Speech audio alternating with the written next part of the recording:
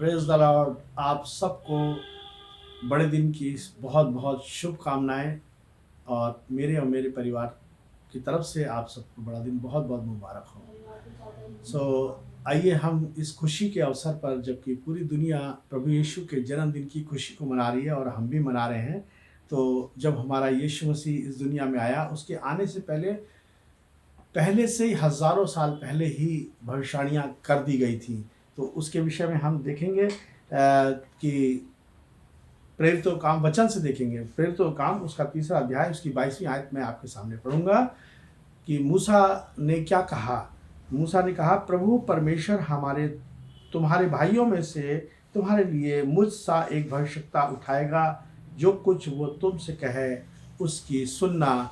और यशाया भविष्यद्वक्ता ने भी 9वें अध्याय में और 6ठी आयत में ये कहा है, क्योंकि हमारे लिए एक बालक उत्पन्न हुआ और हमें एक पुत्र दिया गया और प्रभुता उसके कंधे पर होगी, और उसका नाम अद्भुत युक्ति करने वाला, पराक्रमी परमेश्वर, अनंत काल का पिता और शांति का राजकुमार रखा जाएगा। और जितने भी सैमुअल से लेकर और लिखा है भविष्यद्वक्ता पैदा हुए, उन सब ने इस समय के बारे में, यीशु मसीह के आगमन के बारे में उन्होंने भविष्यवाणियाँ करी। और इस भविष्यवाणी को जो पूरी हुई है वो हम देखेंगे लूका रचित सुसमाचार और उसका 1 अध्याय में हम ये पढ़ेंगे कि उसकी 28वीं आयत से मैं आपके सामने पढ़ूंगा कि कुंवारी मरियम के पास जब स्वर्गदूत आया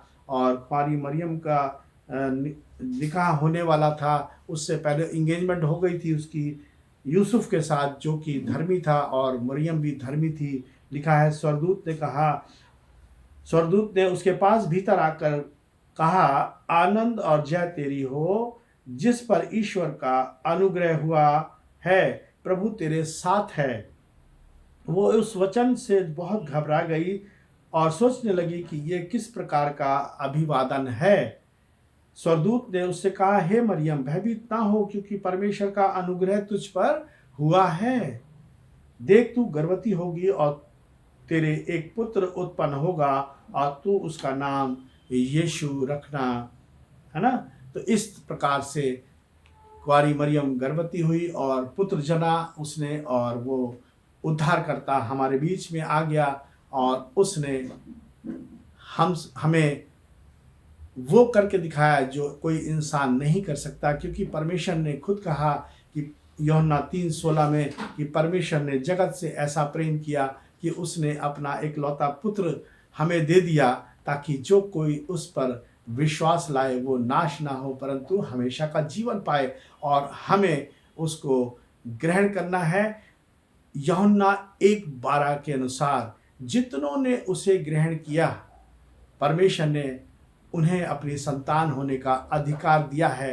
तो हम और आप और जितने प्रभु यीशु के पास आते हैं और उसके विषय में जानते हैं और जानना चाहते हैं और निरंतर उपस्थिति में चलते हैं, वे सब परमेश्वर के पुत्र और पुत्री हैं। ये शुभ संदेश, जो आनंद का विषय और आनंद का सुसमाचार जो उसके जन्मदिन पे दिया जाता है, वो ये है कि वो उद्धारकर्ता हमारे बीच में जन्मा। और जब जन्म लिया है तो परमेश्वर की इच्छा क्या है कि वो सबको उद्धार दे, सबको उद्धार दे। किसके द्वारा? अपने पुत्र के द्वारा, क्योंकि सारा अधिकार पुत्र के पास है।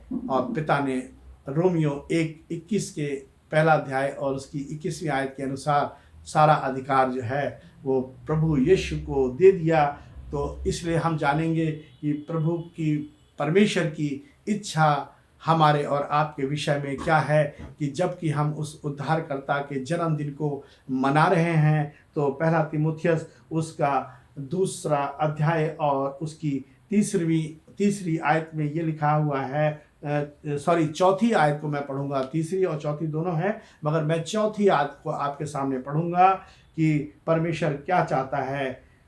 जो ये चाहता है, यानी कि परमेश्वर ये चाहता है कि सब मनुष्यों का उद्धार हो और वे सत्य को भली भांति पहचान लें। सत्य कौन है? सत्य हमारा यीशु है। मार्ग, सत्य और जीवन, यीशु ने कहा मैं ही हूँ, बिना मेरे द्वारा कोई स्वर्ग में नहीं जा सकता।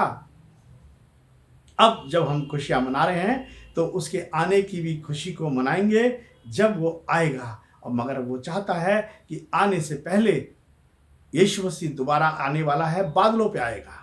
और जब वो बादलों पे आएगा तो वो चाहता है कि उसके लोग, उसकी कलीसिया पवित्र बने, है ना। उद्धार तो उसने दे दिया। रोमियो 10 और 9 के हिसाब से कि जितनों ने उसको ग्रहण किया, विश्वास किया कि वो मुर्दों में से जी उठा और ग्रहण कर लिया, अंगीकार कर लिया, तो वो निश्चय उद्धार पाएगा, है ना। तो निश्चय उद्धार तो हमने पा लिया है। अब हम उसकी आज्ञाओं को भी माने और उसके अनुसार चले, ताकि जब वो यीशु मसीह दोबारा आने वाला है, क्योंकि यीशु मसीह ने खुद कहा कि मैं जाता हूँ और जगह तैयार करने, जब जगह तैयार कर लूँगा तो मैं आऊँगा और तुम्हें भी अपने साथ ले जाऊँगा। क्योंकि ये जो आनंद का विषय हमारे उद्धारकर्ता का यही है कि जब वो आएगा तो हमें भी ले जाएगा। तो हमें क्या करना है? पहला यूहन्ना और उसका 2 अध्याय और 3 आयत में लिखा है, यदि हम उसकी आज्ञाओं को मानेंगे तो इससे हम जान लेंगे कि हम उसे जान गए हैं, है ना। और ये बहुत ही अच्छी बात है कि हम उसकी आज्ञाओं को मानें, क्योंकि वही हमारा उद्धार करता है, वही हमारा परमेश्वर है, वही हमारा सृजनहार है और उसी ने हमको पैदा किया है। हमारी सर के एक एक बाल गिने हुए हैं, वो हमसे प्रेम करता है, वो हमारा उद्धार करता है। परमेश्वर हमसे चाहता है कि हर मनुष्य का उद्धार हो और वे भली भांति प्रभु यीशु को जान जाएं। क्योंकि पहला पतरस और उसका पहला अध्याय और उसकी 15वीं और 16वीं आयत में प्रभु यीशु कहते हैं, परमेश्वर का वचन कहता है कि जैसा मैं पवित्र हूँ वैसे ही तुम भी अपने सारे चाल चलन में पवित्र बनो, क्योंकि मैं पवित्र हूँ। तो इस छोटे से वचन के द्वारा कि प्रभु ने हम सबको आशीष दे, क्योंकि वो हमारे जीवन में उद्धारकर्ता के रूप में आया और हमें अपने हृदय में और अपने मन में उसको बसाना है। क्योंकि परमेश्वर का वचन अगर हम देखेंगे तो हम परमेश्वर के घर हैं। परमेश्वर का घर हमारी देह है, हम हैं खुद, क्यों इब्रानियों 3 और 6 के अनुसार। और इसका अधिकारी, इस घर का अधिकारी हमारा प्रभु यीशु है। हमारी बड़ी इम्पोर्टेंस है, हम बहुत इम्पोर्टेंट हैं उसकी दृष्टि में। हम अनमोल हैं, हम अनमोल हैं, वो हमसे बहुत प्यार करता है। परमेश्वर आप सबको इस आनंद के दिन में, इस पैदाइश की, उद्धारकर्ता की जन्मदिन की खुशी में आप सबको बहुत आशीष दे। सबको जय मसीह की।